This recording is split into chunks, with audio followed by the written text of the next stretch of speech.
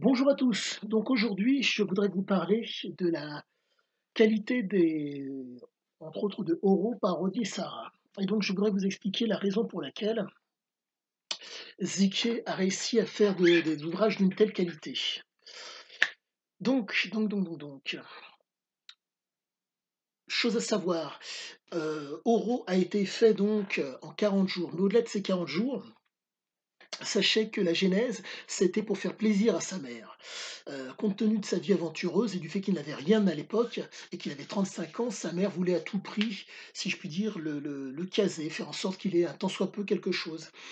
Et Ziké, donc sa mère l'a invité à un repas dans le 15e arrondissement, et Mia, la mère de Ziké, lui a fait donc rencontrer un journaliste. Ce journaliste, ainsi que toutes les convives, ont été subjugués, comment dire, par les propos de Ziké. Donc cette espèce de petite intelligentsia parisienne qui écoute cet homme, qui n'est ces gens sont des adeptes, si je puis dire, de la présentation et de la représentation. Mais là, Ziké n'était pas en représentation, il parlait simplement de ce qu'il avait vécu. Et compte tenu de l'engouement qu'il suscitait, le journaliste s'est dit: «Il y a quelque chose à faire». Et Ziké, pas plus intéressé que cela, a dit oui. Et donc, il a voulu suivre, entre guillemets, car il a dicté ce qui s'est passé, donc, en tout cas, il lui a dicté sa jeunesse et certains passages de sa vie pour faire en sorte que le journaliste puisse aller, entre guillemets, dans le sens qu'il considérait être juste. Ce journaliste considérait qu'il fallait prendre, comprendre la genèse. Résultat, Ziké lui a fait plus ou moins ce plaisir, car n'étant pas écrivain, il s'est, entre guillemets, laissé convaincre par cet homme qui se prétendait écrivain. Résultat, cet homme, en l'espace de 2 semaines et après avoir enregistré Ziké de longues heures, a fait, je crois de mémoire, 5 ou 10 lignes, même pas, d'écriture, et encore.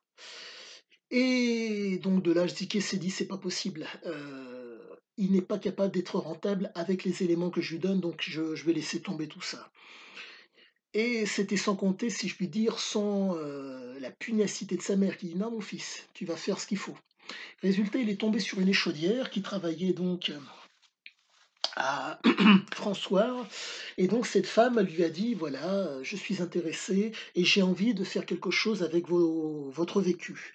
Résultat, il y est allé, et cette femme lui a dit: «Écoute, il faut que je sois, si possible que je baigne plus ou moins dans l'atmosphère de votre aventure». Donc Ziké, en ayant marre de Paris, s'est décidé à aller donc en Amérique du Sud, je ne sais plus dans quelle, une île d'Amérique du Sud, pour faire en sorte que, cette femme soit plus ou moins imprégnée de ce qu'il en était. Et pour pouvoir gagner l'argent pour les billets et le séjour là-bas, Ziké s'est adonné au jeu, et donc il jouait de mémoire au quintet. Et donc, de mémoire, le quintet, si je me trompe guère, c'est vous misez une gros en tout cas dans son cas, c'était du quitte ou double, et donc il misait donc une forte somme sur des courses, entre guillemets, sur des chevaux, comment dire, qui étaient quasi assurés d'arriver, comment dire, sur les 3 premiers qui étaient en mesure d'arriver à chaque fois.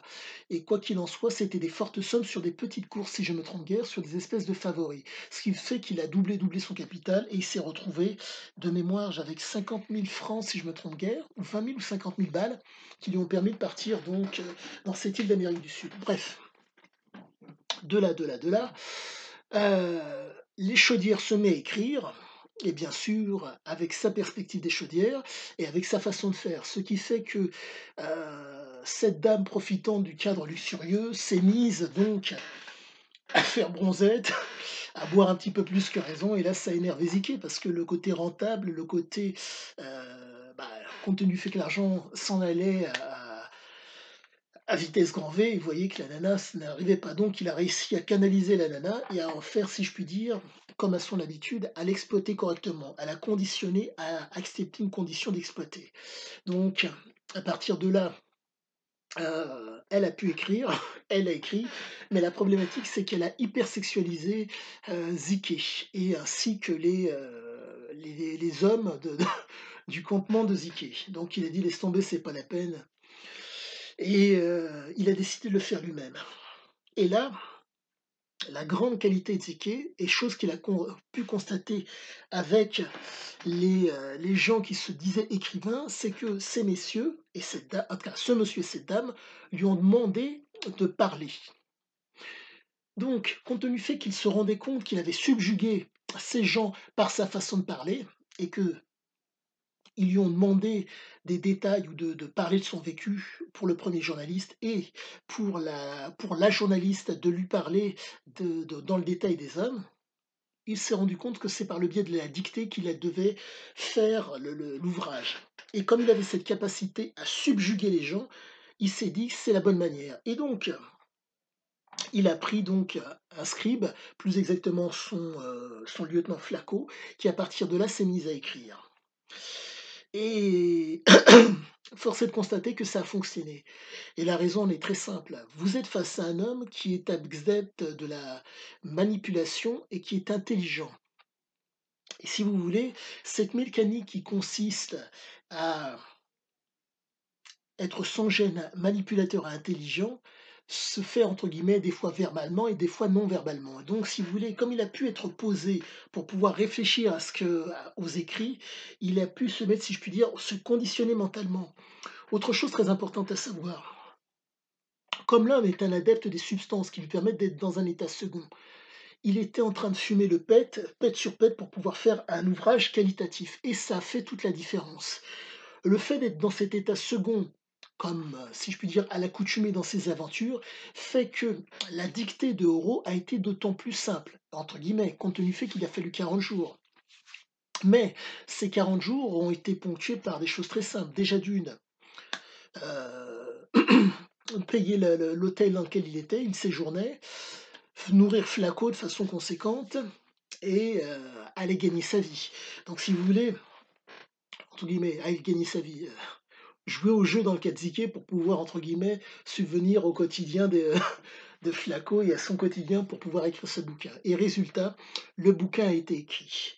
Et chose qui est très importante à comprendre pour comprendre le processus d'écriture de l'homme, c'est que il a réussi, si je puis dire, compte tenu du fait qu'il comprenait, comment dire, il comprenait les mécanismes qui font que les gens, si je puis dire, vous donnent de l'intérêt, il les a remis à l'écrit. Il les a mis à l'écrit.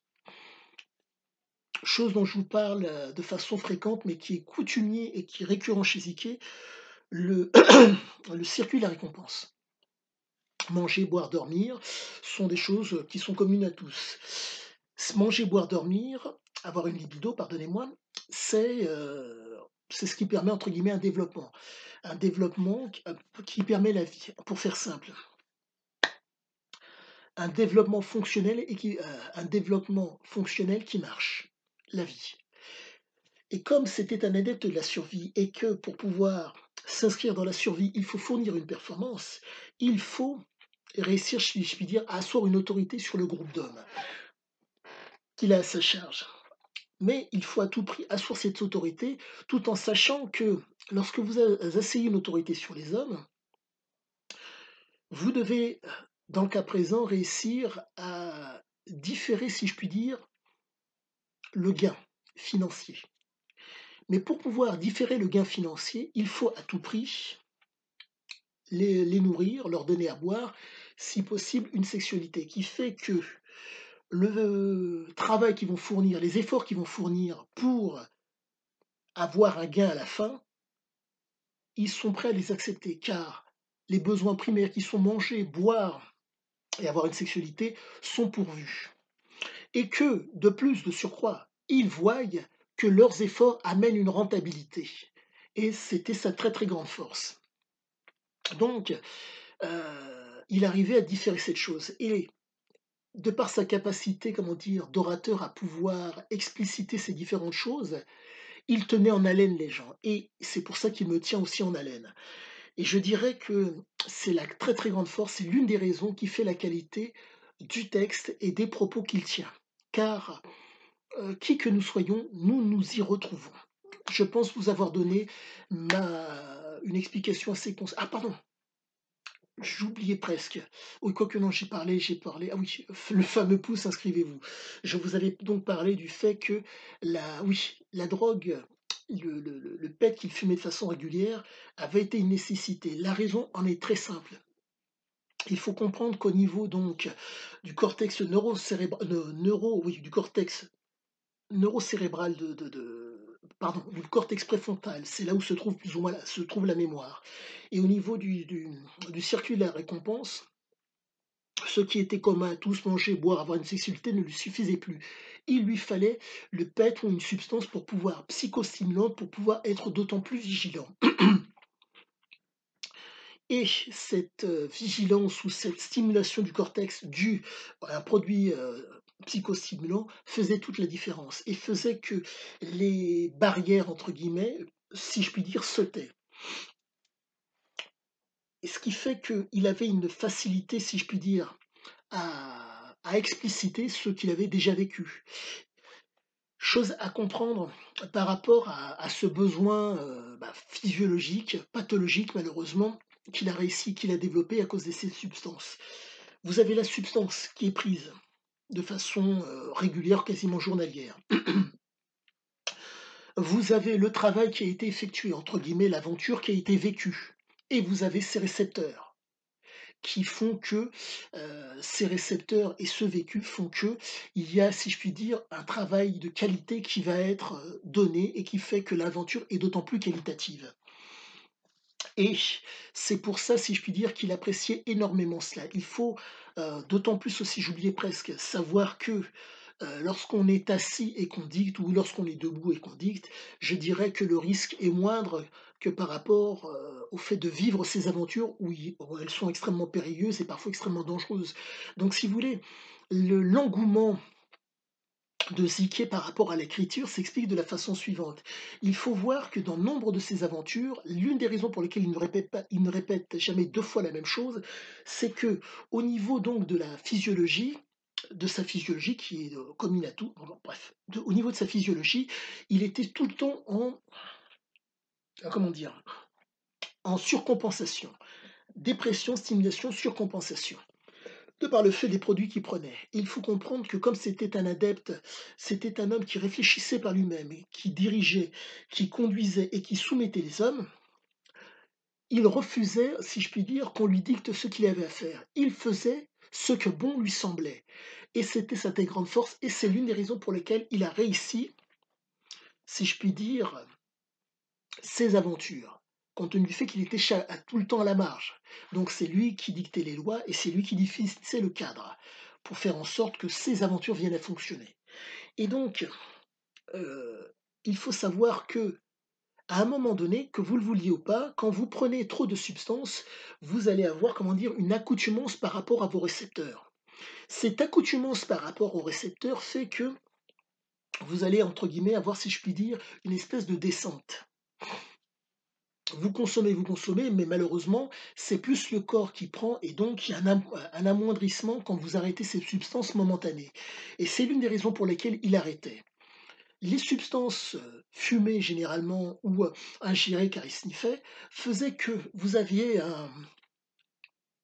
comment dire? Un stimulant au niveau de la psyché qui était conséquent, qui faisait qu'il réfléchissait, si je puis dire, à tout va, mais compte tenu du fait qu'il avait un vécu conséquent derrière, il réfléchissait en s'appuyant sur ce vécu, ce qui faisait qu'il était d'autant plus réactif et qu'il faisait des choses qualitatives. Mais le problème, c'est que comme, heu, c'était 55 pour lui et 45 pour l'autre et donc il faisait en sorte d'être bénéficiaire vaille que vaille, il y avait une fatigue qui était conséquente.